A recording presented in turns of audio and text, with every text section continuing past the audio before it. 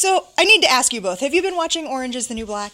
I have seen some of it, but I am not a binge watcher. And okay, I will so you're not fully caught up then, right? No, I'm not. Okay, I'm no not. spoilers. No spoilers here. No spoilers at all. Mike, how about you? No, I haven't watched it, although maybe I will. Okay, well, the Netflix series, which is based on Piper Kerman's memoir about her year in a federal prison, has captivated millions, including myself. I am a binge watcher. I am completely caught up.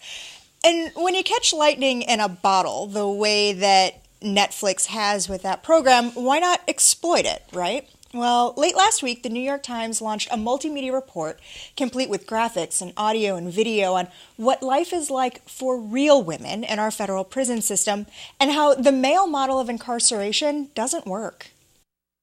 I had a Hermes scarf, a Tahari coat dress, a pair of high heels, and that is not really conducive to shackles.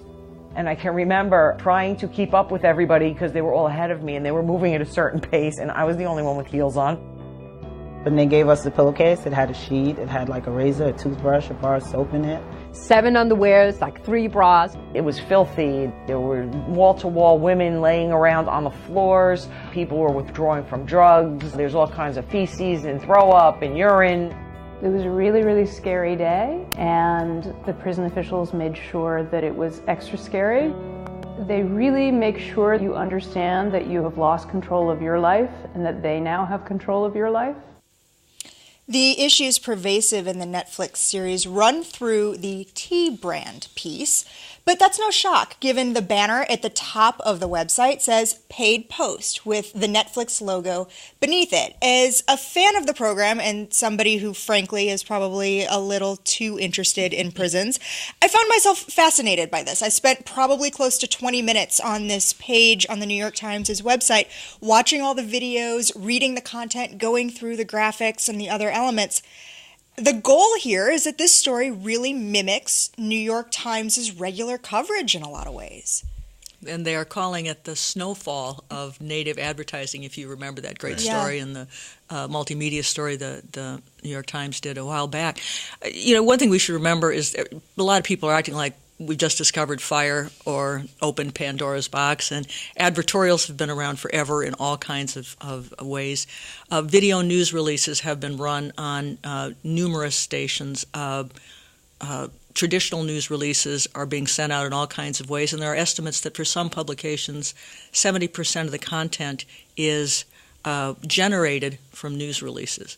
So this has always been going on where brands are attempting to at least get themselves involved in the conversation of shaping news.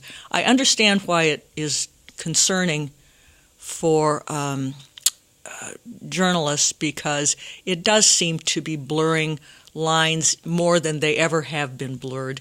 And you do want people to have confidence, and actually we in advertising want people to have confidence in what they're reading because that brings credibility to the advertising. Talk a little bit about where some of those lines are blurred because, I was most impressed with this piece and how clear it was that it was paid content, but it was something you could be interested in, still learn from, still glean some stuff from. I thought the New York Times couldn't have been more transparent about how this content came to be. Well, and this is what we teach in our classes as well, is that transparency is important. But this is the Wild West. There are no real rules. We work very hard with our Institute for Advertising Ethics that's here at Missouri to try to say, look, here are the guidelines for what should happen in a native advertising situation. How clear must it be, and what does that clarity look like? The Atlantic was highly criticized for its Scientology story, which it was not clear that it was really a promotional story. And we've talked about that one specifically at length on this program. Well, in fact, last week we talked about another example of what I at least thought was good use of native advertising, that American Express documentary about the plight of the working poor and trying to pay their bills.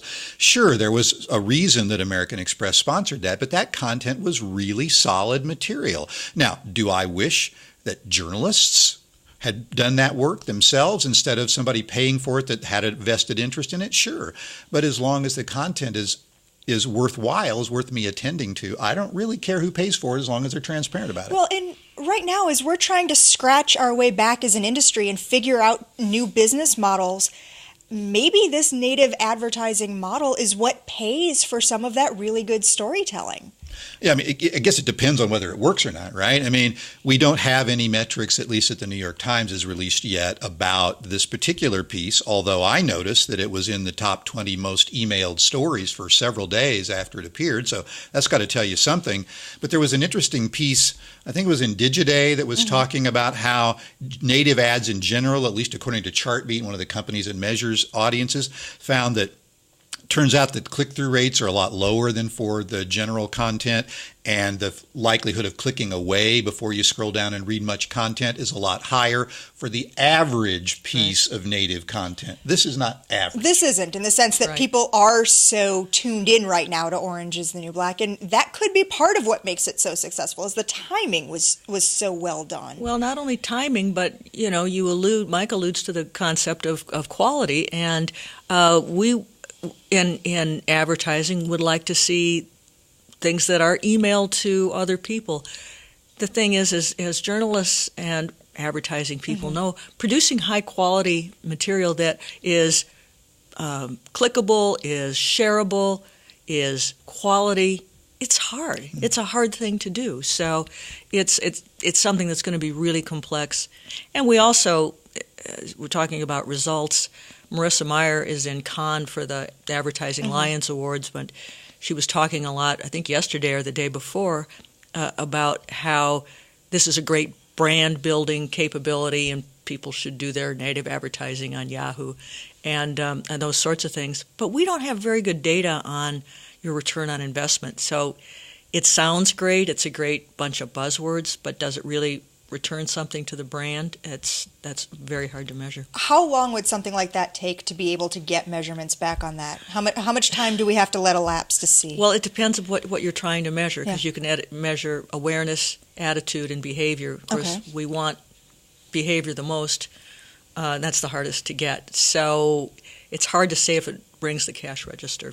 So it can be pretty quick by shareability, but as far as translating to sales, not so clear. So we mentioned the example quickly of the Scientology ad that was in The Atlantic. We also talked about last week's topic. We had talked about the American Express documentary ad, which if you missed that conversation from last week, you can find that on the links blog at KBIA.org under the programs tab. You can watch that part of that conversation again and find links to that documentary. Who else is doing this either especially well or not so well at this time? Well, I know I saw a really interesting piece that Cisco sponsored on Wired Magazine's tablet app this past month, and it's really good. It's about big data. It's got some game components to it. It's sort of a faux customization depending on what city you live in. It's really good. And I thought a couple of the other pieces on the New York Times of this new paid content service that they've set up are pretty good too. By HP, they sponsored a couple of business-oriented pieces that weren't as elaborate in terms of their multimedia as this last one, but pretty good.